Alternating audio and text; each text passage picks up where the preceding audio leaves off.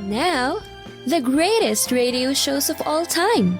Suspense. The Shadow Node. Washington calling David Harding, counter-spy. Classic radio theater. The Great Gildersleeve. Fibber McGee and Molly. Dragnet.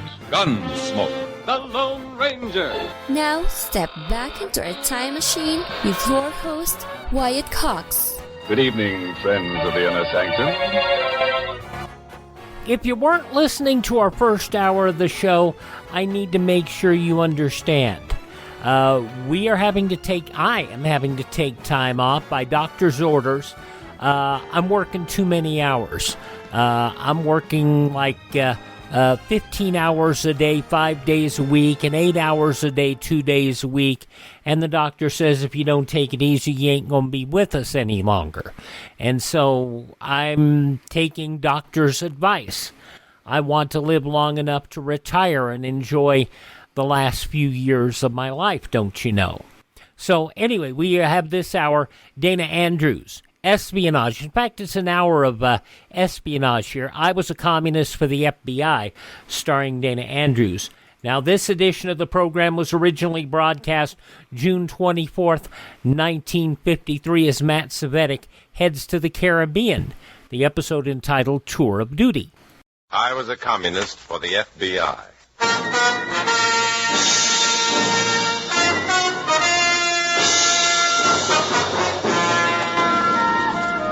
Starring Dana Andrews in an exciting tale of danger and espionage. I was a communist for the FBI.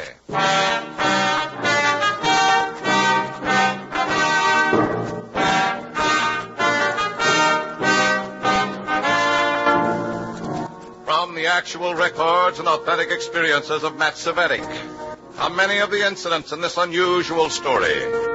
Here is our star, Dana Andrews, as Matt Cvetic, who for 9 fantastic years lived as a communist for the FBI. Travel may be educational, but it's expensive, too. I did a lot of traveling for the Communist Party, and I learned a lot, too, most of which I'd like to forget. As for the expenses, you can make a deal with the party. They'll foot the bills in return for your services, your soul, your self-respect, and some of your blood. This is the story of one all-expense tour I took for the Reds.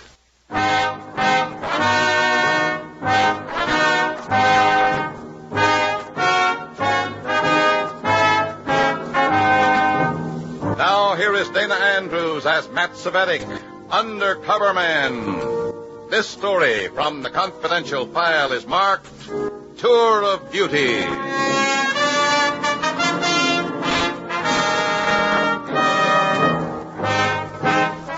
The Red Seesaw was operating again, and this time I was on the end marked up. Only a few days ago, I was just another party worker, groveling at the clay feet of the commie gods. But now those hollow idols were inviting me to share their pedestal. A dubious and dangerous honor, believe me, considering the job I had to do.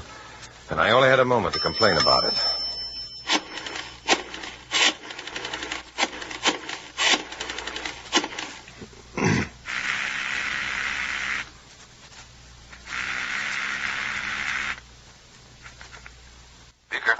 Beaker, this is Red. Where have you been? We've been trying to find you. In conference with the National Board. National Board? Yeah. I'm one of the anointed ones, Beaker. They've chosen me for a top-secret mission. Doing what? The good comrade Bodine and I are headed for the Caribbean area. What's it all about?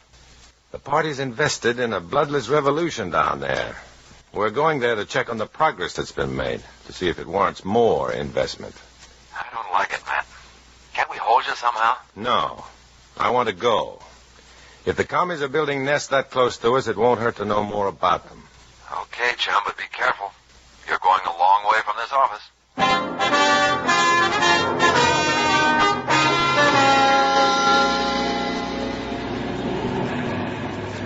Nothing quite as blue as the Caribbean, is there, Comrade Bodine? Look at it down there. Soon, Comrade Spetic, this section of the world will be more red than blue. Yeah, if our little project hasn't been squelched. No, Svetic. We have too much money invested in it to think defeatist thoughts.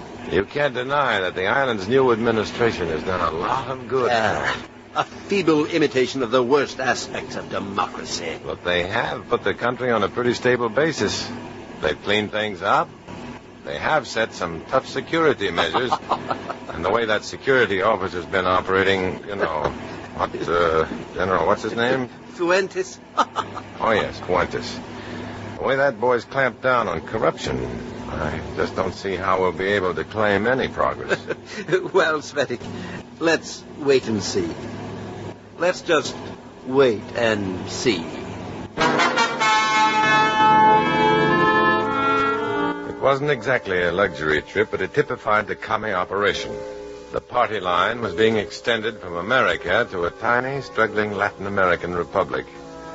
First by chartered plane to an outlying island, then by fishing boat into the harbor, then by car to the center of town, and finally by taxi to the best hotel in the capital city. Always the right people in the right place at the right time. The lobby of the hotel was bustling with activity, the tourist crowd. But our reservations were there for us. We signed the registry, then waited while the clerk went looking for a bellhop. But it wasn't a bellhop who appeared. My most humble pardon, senores. What is it, officer? It is most regrettable this inconvenience to American neighbors. What's he talking about? What inconvenience, officer? What's wrong? This warrant for your arrest. Arrest? Svetic. Are you sure you have the right people, officer? Senor Cvetic and Senor Bordin. My orders come direct from General Fuentes himself. What's the reason for this arrest, officer? I carry out orders, senor. This warrant is reason enough. If you will come along with no further objections, please. Now, wait a minute. Come on, Svetic, don't argue. Say, officer, what's it all about? Aside, please, aside. Don't mind? I'm from the Globe News Service.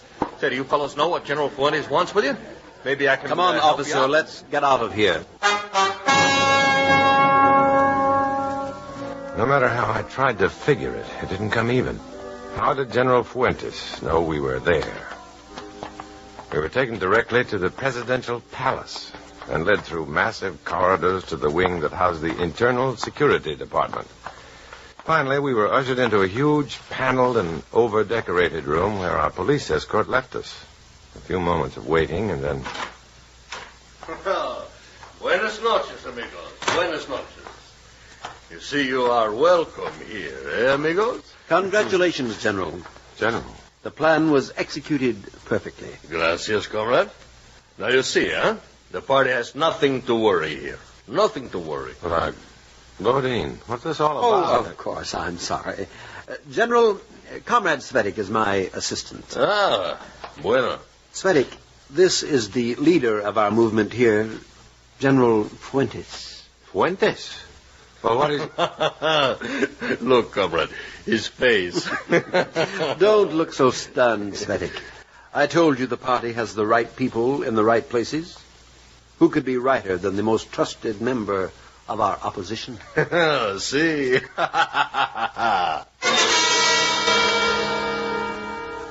The commie idea of a joke turned the most beloved, respected national hero into a traitor. Used the man who'd been trusted to stamp out corruption and subversion to sell out his own government. Fuentes seemed to enjoy the vicious paradox of his double-headed politics, but he didn't enjoy being questioned about it. He was far from pleased with Comrade Bodine's meticulous examination of his books, files, progress reports. You will notice here, Comrade Bodine, that the military is well sprinkled with red sympathizers. Key positions, all of them. Mm-hmm. I see. What of the press? Oh, see, our newspapers. We pay over 50 staff men for their sincerity. Why staff men? Why not the editors? Senor, you expect too much too soon. So do you, Fuentes. The American Communist Party has been extremely liberal with its contributions. Wait a minute, We gentlemen, cannot buy please. allies with peanuts. It takes money and time. Hey, General, Comrade Bodine, let's call it quits for tonight. We're all pretty tired, nervous. Maybe tomorrow... But if my efficiency is being done, senor... General, tomorrow. Start again tomorrow.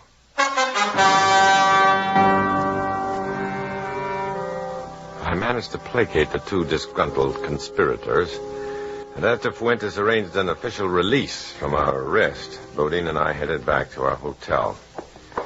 The lobby was practically deserted, bearing all the marks of the middle of the night. Scrub woman mopping the floor, rugs rolled back. A sleepy American couple lounging on a sofa near the elevators. Oh, there they are, honey. Right there. Oh, yeah, right. Oh, will you excuse me, gentlemen? My name is Ed Bailey, Globe News Service. This is Miss Bailey. I'm very happy I'm sorry it's late. Perhaps tomorrow... Oh, no. Wait a minute, will you? I was here when you were hauled in. You know, when General Fuentes makes an arrest, it's usually Not news. this time, Bailey. You and your wife better go to sleep. Oh, Ed had his office do some checking. Tell them, honey. Yeah. Well, I did find out that you two were, pretty active politically back in the States. If the general had any reason to arrest us, we'd still be in his custody. Come on, Svetic. Hey, just a minute. Let's hear him out, Bodine. Look, gentlemen, my job is collecting news, not political hocus-pocus. I don't care what side you're on, just so long as the fight makes headlines. Oh, Ed doesn't really mean all that at all. He does have Wait a ideas. minute, honey. There's probably a good reason why Fuentes let two sworn enemies go free. Now, if you can give me a lead, I'll make sure your name isn't mentioned in the story. See? Good night, Mr. Bailey. It's late, Svetic. You need your sleep, too. Yeah. Okay. Good night, Bailey. Bailey didn't know how close he was to changing one small nation's destiny. If I could help him get that story, if he could publish the truth behind this rotten sellout, the revelation would seal off all coming inroads and expose Fuentes and his tribe of traitors. But I couldn't help Bailey now. Not now. Not without putting myself on the party's chopping block.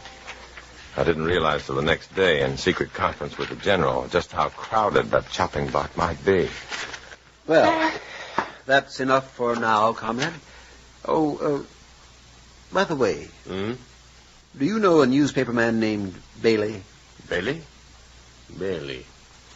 No, senor. An American reporter, Globe News Service. I want you to get rid of him. What? Bodine, you're out of your mind. Bailey's curiosity is a distinct threat to our movement. I want him eliminated, Fuentes. You're being foolish, comrade. No, practical. If anything happens to Bailey, the American government will demand an investigation. That would turn the spotlight on us, on our work, the party's link with the general. See, Cvetic is right. No, I cannot do this, amigo. Not now. Not until our position is more secure. You'll do it, Fuentes. My judgment says Bailey is a threat to the cause. It's settled then, isn't it? Isn't it?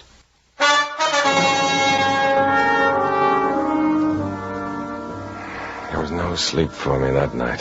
Just tossing and turning and thinking. Trying to build a scheme that would keep Ed Bailey out of any of Bodine's death traps. But when a man's life is at stake, complicated strategies become ludicrous. The direct approach becomes the only approach. I slipped out of my room and headed down the hall. I paused a moment at the door to Bodine's room. Listened. It's all quiet. Good. It was the way I wanted it. The entire hotel was quiet, heavy with sleep. Bailey's room was just down the hall.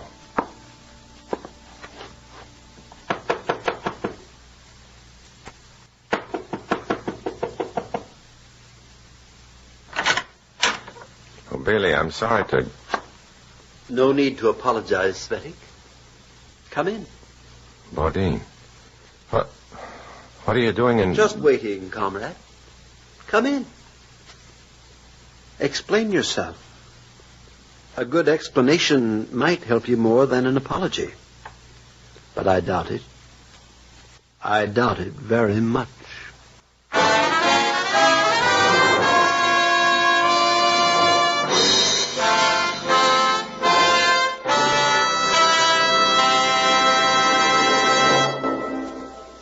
June 24th, 1953, I was a communist for the FBI on this Saturday, Classic Radio Theater with Wyatt Cox.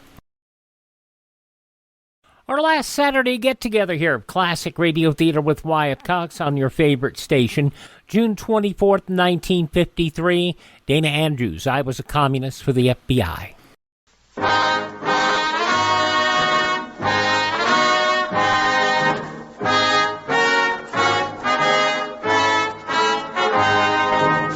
Now Now back to Dana Andrews, starring as Matt Cvetic in I Was a Communist for the FBI, and the second act of our story.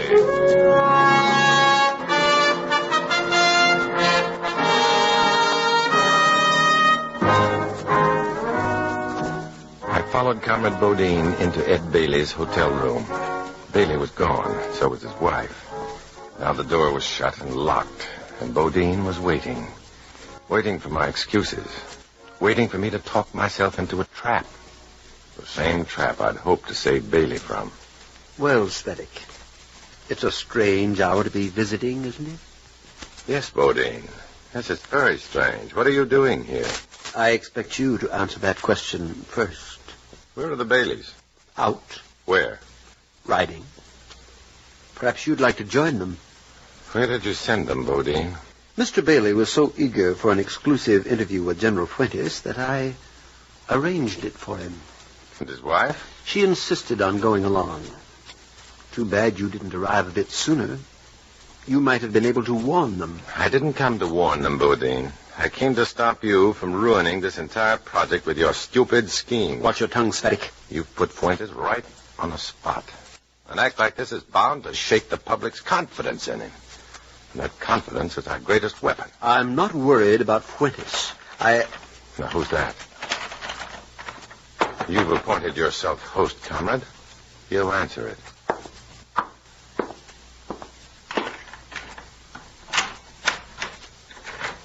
Mr. Bodine, still here?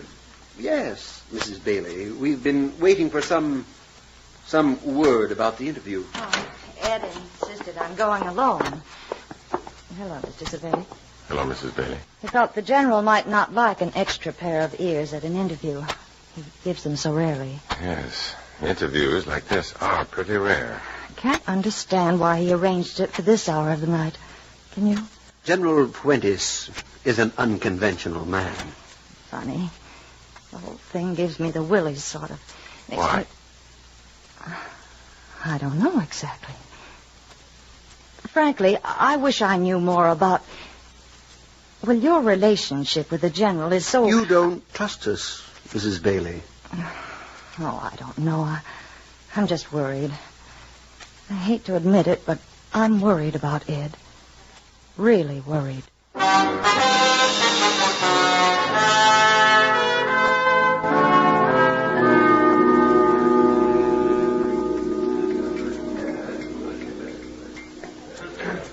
Pass the sugar, Svetic. Svetic, the sugar, please. What are you looking at? Over there. Mrs. Bailey just came in. So? Alone. Naturally. She looks like she hasn't slept a wink. Poor woman. The sugar, Svetic? Yeah. Thank you. I've been looking for you, too. Good morning, Mrs. Bailey. Sit down, Mrs. Bailey. Join us. Ed hasn't come home yet. I haven't heard a word from him. Well, it's funny he didn't let you know what... It isn't often a reporter gets an interview with a man as colorful as General Fuentes. Perhaps... Have you called Fuentes' office? He never got to General Fuentes' office. The news agency checked up. Ed never got there. He hasn't been seen around there, neither has the general. Well, that's impossible, Mrs. Bailey. Certainly the general would be... Nobody's seen him or Ed. Something's happened. I know something's happened to him. Now, control yourself, Mrs. Bailey. I'm sure I can reach the general for you, if you like.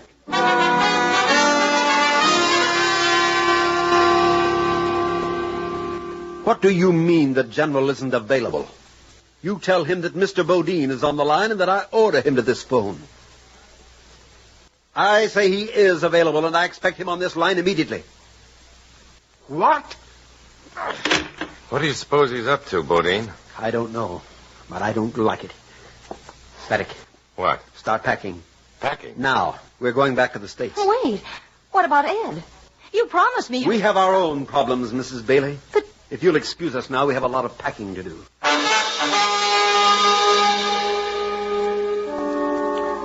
Bodine's sudden decision to check out worried me. I still didn't know what had happened to Bailey, or why Fuentes was avoiding us. Whatever the reasons, they bothered Bodine enough to force him into action and out of the hotel in a hurry. I finished packing first and went to his room to help him with his things. One last look around, and we headed for the door. Mrs. Bailey, What do you... They found him. They found him, all right. They found him. Who found him? What are you talking about? The news agency. The other reporters. They found him. They found him behind the market in an alley. Well, how is he? Did they tell you that... How is he? What do you think? He's beaten, broken into bits, half dead. Half dead? Yes, half dead. Isn't that enough? June 24th, 1953, I was a communist for the FBI. On this Saturday Classic Radio Theater with Wyatt Cox, the conclusion follows these messages from your favorite radio station.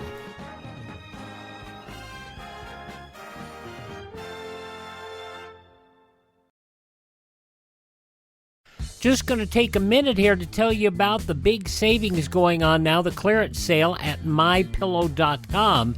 And you know, I've talked about how in my office I have a pair of my slippers, and they're really comfortable, and they're on clearance right now. The MyPillow.com slippers, $25 a pair, limit 10. And I would buy 3 or 4 more pairs. Unfortunately, they're out of my size. They also have sheets, pillowcases, clothing items, all on special right now. Go to MyPillow.com, click on the clearance tab at the top of the page, use my promo code Wyatt, or call 1-800-928-4715. Limited sizes remaining in the MyPillow slippers, limited colors on other items. MyPillow.com, clearance tab, promo code Wyatt, 1-800-928-4715.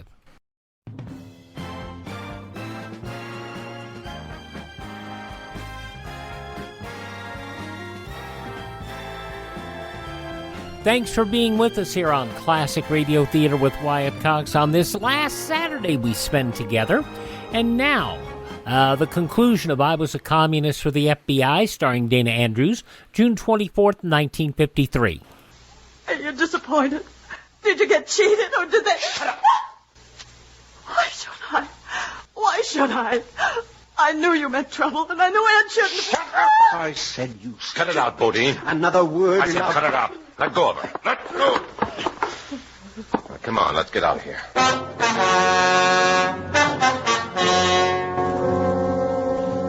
We got out all right. We took a taxi direct to the harbor. By the time we located our fishing boat and its commie skipper, sirens were wailing in the distance. But once in the boat, we were safe, for no one on that island republic would look twice at a nondescript craft like that one. An hour or so later, we crossed the bay to the tiny outlying island. Soon we were in the air again, headed toward the United States and back to the root of all this evil, the National Board of the Communist Party, USA.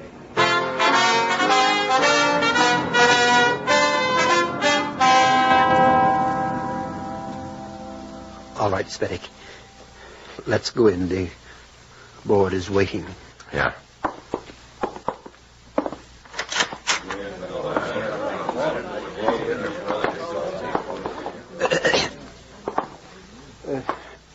Comrades, You. Buenos dias, amigos. Good to see me, eh? Fuentes, what are you doing here? Look, comrades, his face. What is the meaning of this, comrades? What right has General Fuentes to be here? Maybe you'd better let the general explain. See. Senor Svetic and I, we understand each other. I came here, Comrade Bodin, to complain. I do not like you to force me into violent acts when the time is not ripe. You mean the Bailey situation? See, I agree with Comrade Cvetic. To harm this man now is to do damage to our movement in my country. So I state my case to our comrades here. And they agree too, huh? 1 minute, General. How long have you been here? Oh, I take my plane the night we argue about this, amigo. The military has taught me when you have complaints, do not argue with the bottom or with the middle. Argue direct with the top. You've been out of your country since that night? See. Then how did Bailey get... Bodine? If you will excuse me, comrade. Let's have it, Bodine. Who did the muscle work on Bailey? Comrades, if you please... Let's have it, Bodine. Let go, Svetic. Come on. Please. Fuentes wasn't in the country, but Bailey was found half dead in an alley. What about it, Bodine? Come on, talk. Our comrades want to know.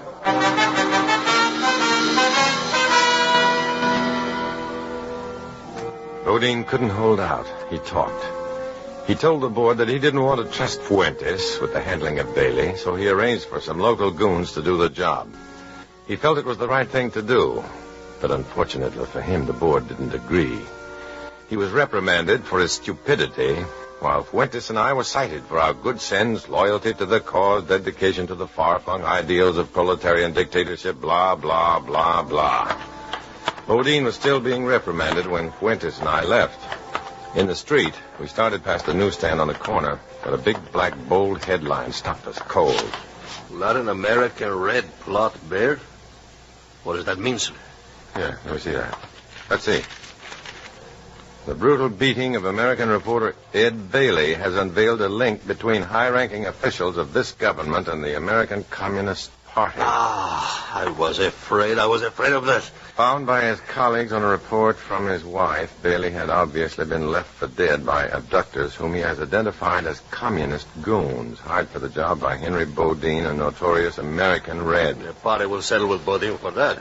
The most shocking note in Bailey's story was the revelation that the secret leader of the local communist faction is this republic's trusted internal security officer, Huh? General Manuel Fuentes. Oh, no. That's what it says, General. Oh, but no, they won't believe it. I am the sworn enemy of the communists. According to this, your disappearance is practically an admission of your guilt. See? Right down here. Oh, what can I do, amigo? Where can I go? I cannot go back there. That will mean prison, death. Looks like a lot of doors have been slammed at once on you, Fuentes. You can't stay here either. You'll be held for illegal entry and... The party.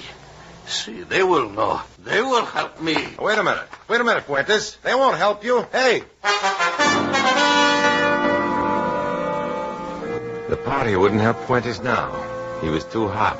Wanted by two governments. Completely useless to the commie cause. That door would be slammed in his face, too. So I took it upon myself to open one door for the frantic general. A big door with brass bars.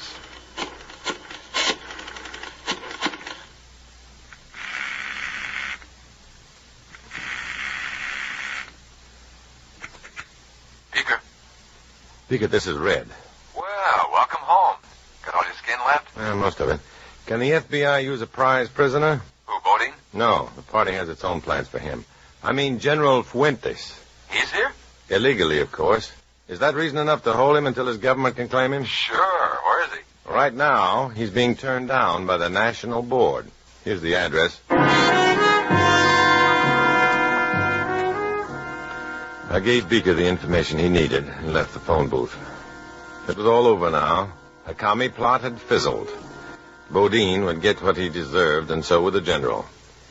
Ed Bailey bore bruises on his body as a result of all this, and I bore them on my soul. You'd be surprised how those scars accumulate when you walk from one maze of red treachery to another. You walk slowly because the scars are painful. And every fiber of your body shrieks for you to stop, turn back. But you don't. You can't. You just keep on walking, alone.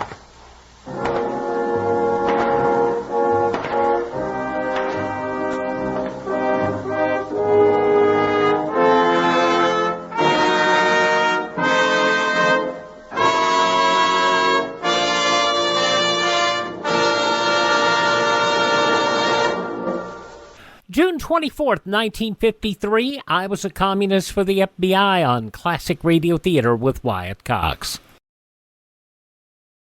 Classic Radio Theater with Wyatt Cox on your favorite station. Some great radio voices and names in this show.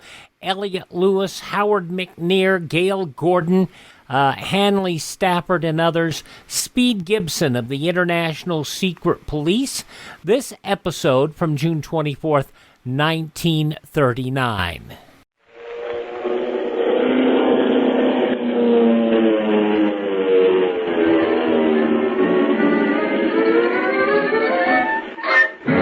Speed Gibson of the International Secret Police.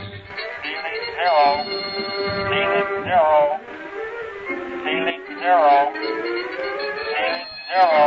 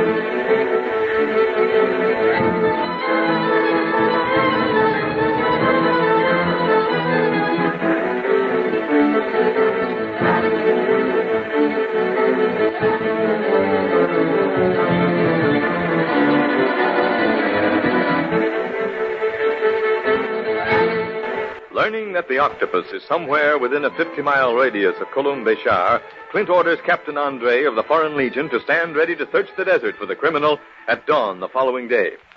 Meantime, Speed, Clint, and Carlos fly to their next stop, Adrar, there to start a similar search in the hopes of trapping the octopus before he can make a move to escape. The boys make a swift flight to Adrar and a safe landing there. We now find them within the French fort talking with its commander, Colonel Sabreur. So that's what we're up against in our pursuit of the octopus, Colonel Sabreur. However, his last message to us, coming in as it did over ultra-short wave, placed him at that time within a 50-mile radius of Colum Béchar. Captain Andre is going to comb this section of the Sahara tomorrow at dawn. Oui, but what can we do, Monsieur Ballot? Make ready to do likewise, just in case the octopus has moved up into your territory, Colonel. Gosh, yes. You never know what he's going to do next. Which reminds me, Speed. I heard a plane pass over the barracks not an hour before you gentlemen landed here. A plane? Clint, do you think that could have some connection with the octopus? It's very possible. In which case, we've missed connections again, Carlos. And we can't afford to take a chance.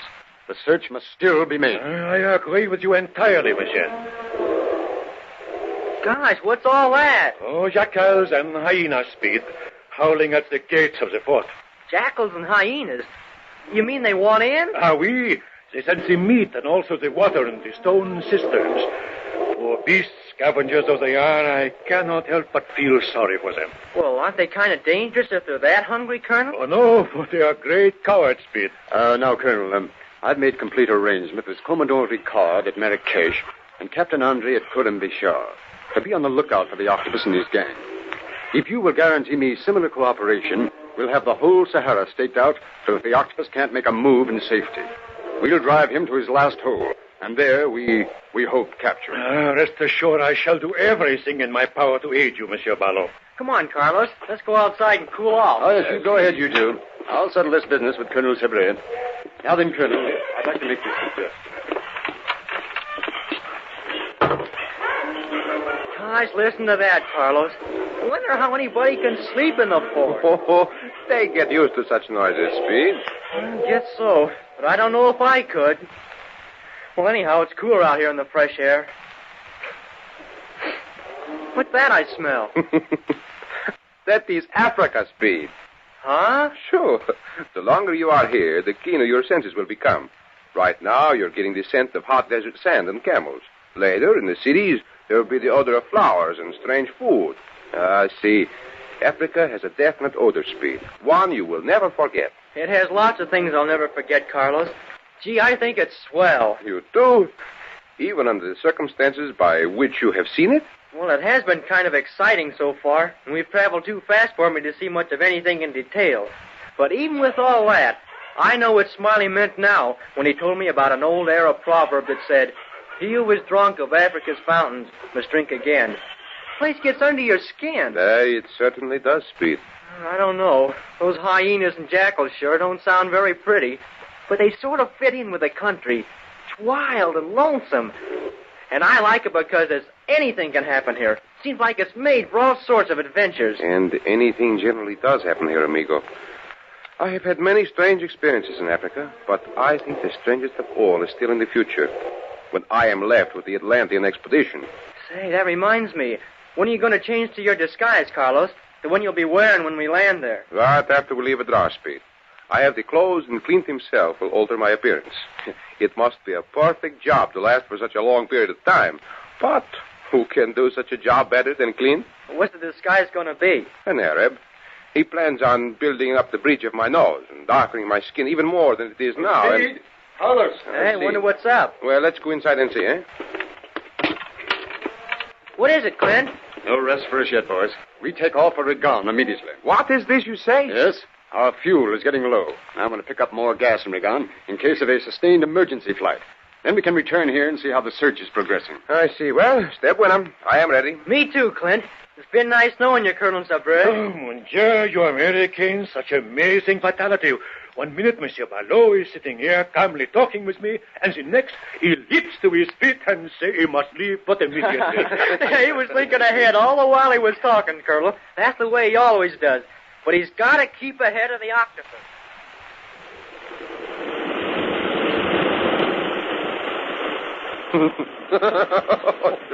No, wait a minute. Hold still, Carlos. How can I get this disguise on you if you keep on laughing like that? I cannot help it, amigo. Every time I think of Colonel Sepro, I must laugh. His mouth was still open with surprise when we took off, you know? I do not think he now believes we were actually there. Well, he'd better with the octopus in the neighborhood. Well, do you think you should see how Speedy is getting along with the controls, please? Yeah, don't you worry about him. He could land us in Regan without turning a hair. Oh, I know. He flies like a bird, but the Sahara has treacherous air currents, terrific heat, you sabi? Yeah, we'll go up to the control room just a minute. I want to finish this job first. Well, then I look out the window and hold still. Yeah, well, that's good. I do not like these. Don't like what? Your disguise? Oh, no, Clint. The disguise, that is fine. But observe. Look, the sky is overcast. Well, I think that's great.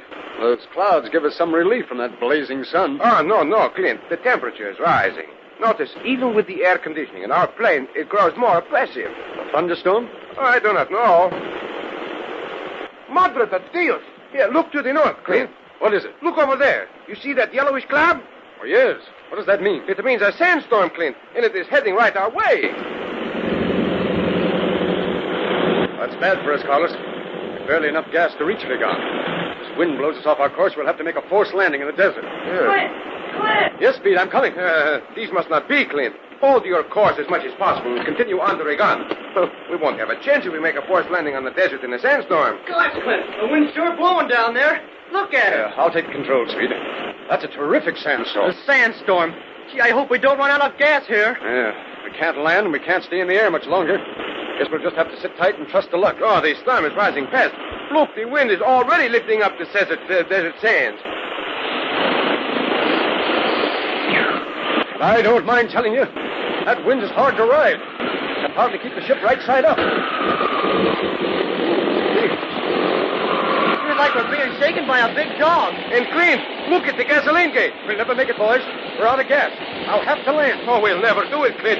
We risk being buried alive. We'll have to risk it, Carlos. Fasten your safety belts for a blind landing. I can't see the ground. Oh, Clint, this is suicide. No, Carlos. It's one chance in a million. Hold tight. Here we go.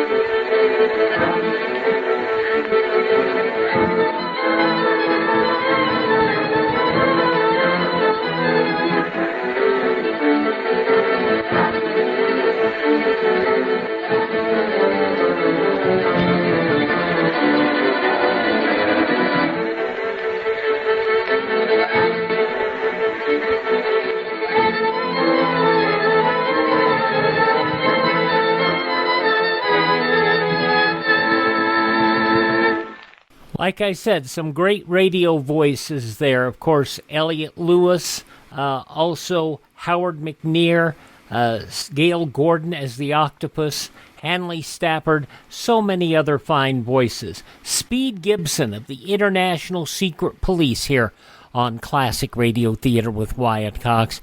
I want to thank so many kind people who have been with us for the past 8 years, and some of you much longer, going back to our Christmas on the Radio program that we did for so many years.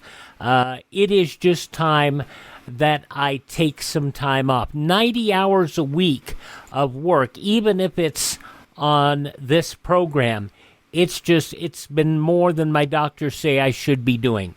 And so I have to take it easy and head toward starting to wind down into retirement.